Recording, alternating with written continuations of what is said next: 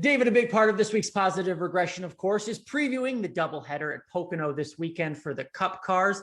One thing that stood out to me, there is something of a interesting restart dynamic at Pocono. What is it and where should drivers maybe avoid?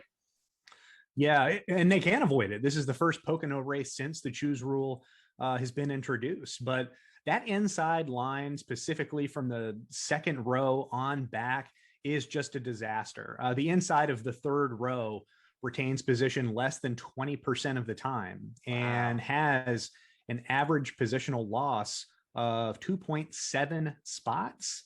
That's one of the biggest drop rates in all of NASCAR for any track.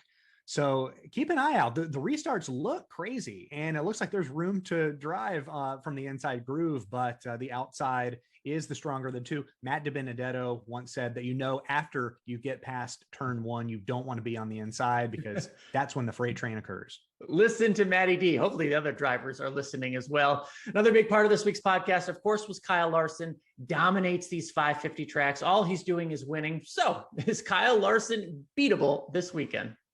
Probably not, really. I mean, if you look at recent history, since NASCAR has gone to the 550 rules package at Pocono, there isn't much that translates from Pocono to other tracks. So it's kind of by default fallback speed. It's elite teams. Joe Gibbs Racing, Stuart Haas Racing have racked up the victories at Pocono in the last 2 years.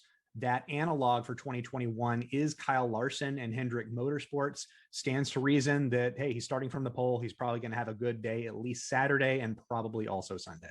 Another big weekend, probably for Kyle Larson fans. We shall see. Make sure you listen to this week's full Pocono preview on this week's Positive Regression.